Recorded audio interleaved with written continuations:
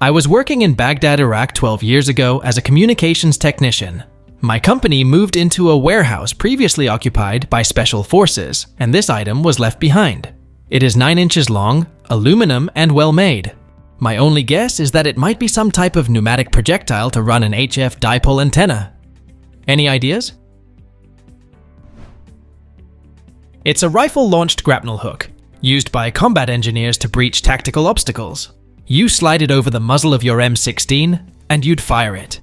It shoots out and carries a nylon cord, and you'd pull it back towards you, and it's designed to detonate tripwire-fused landmines and can be hooked on wire obstacles and pulled to set off booby traps on the wire.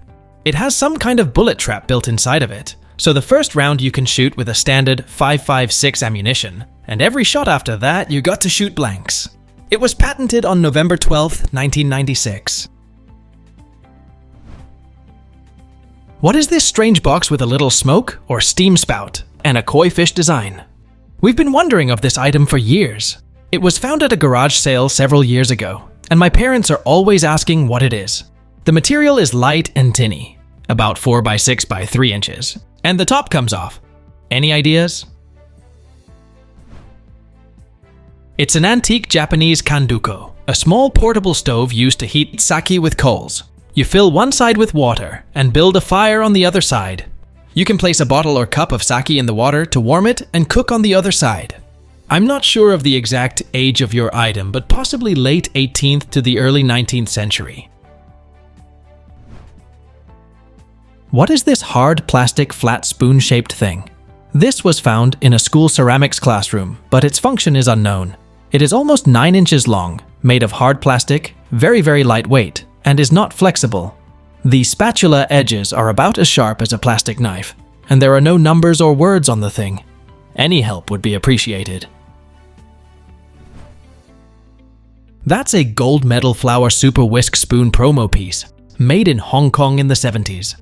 The brand Super Whisk is known for its quality products, and this gold medal flour is no exception.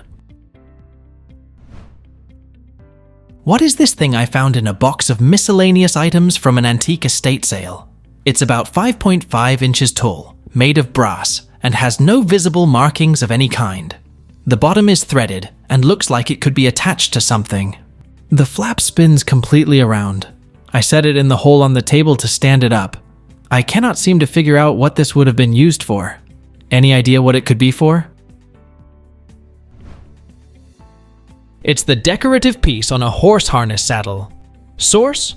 I'm a carriage driver, and this is my carriage horse. It can be screwed in place of other working parts on the harness. If you look closely, you can see mine has a horse on top of the ring. It swings when we move. The curl on the bottom is to fasten the spidering to the saddle. The saddle is the piece of tack you screw this into.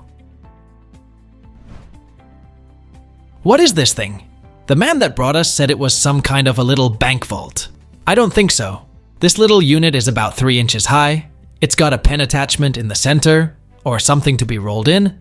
It also has a little slot on the side to pull whatever is rolled in and out. The patent on the bottom says 1896. Thanks for your help. It's a cast iron toy bank in the shape of a safe. It was very popular in the late 19th century. It was manufactured by the J&E Stevens Company of Cromwell, Connecticut. They are found in a variety of sizes, colors, and finishes, and were produced from 1865 until World War II. Due to their numerous parts, coupled with the locking mechanism, they have not been reproduced. I found this thick glass tray in my grandfather's workshop. He was a mechanic, around 4 inches wide by half an inch tall. It looks like it held grease or ink and has pitting on the bottom of the tray. There is an HA or AH embossed into the glass. Any ideas? It's a 1930s furniture caster cup, made by Hazel Atlas Glass Company of Wheeling, West Virginia. It was used for furniture that had wheels at the end of the legs. It would prevent it from rolling. Also for furniture that has spindle legs, to disperse the weight on the carpet wider to prevent those dug-in spots.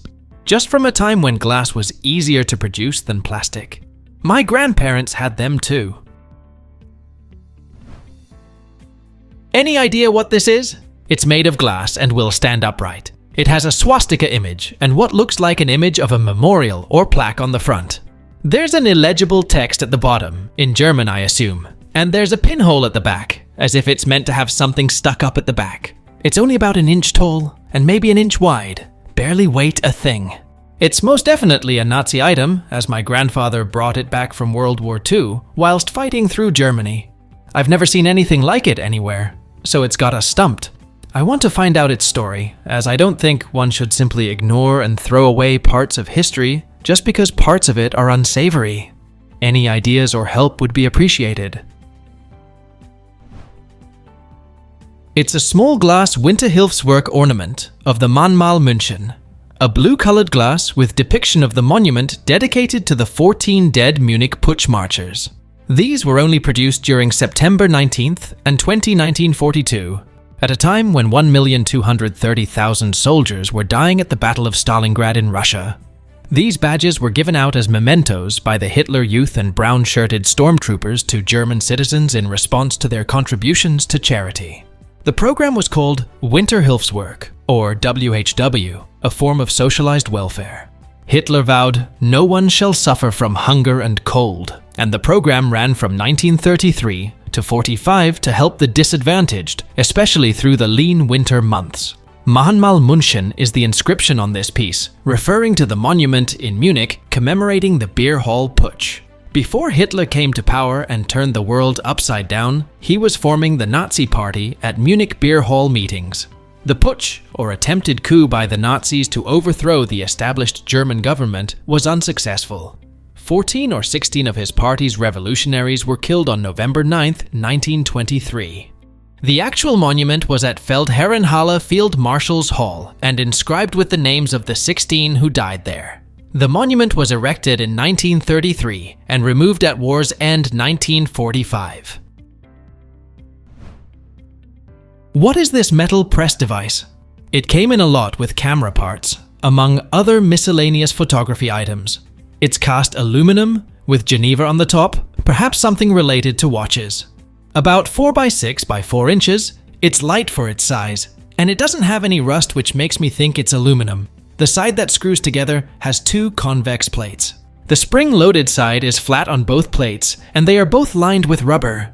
The other items it came with were all from the mid-1950s, so I would think it's from around that time period. A friend suggested it might be something for watches. Any ideas?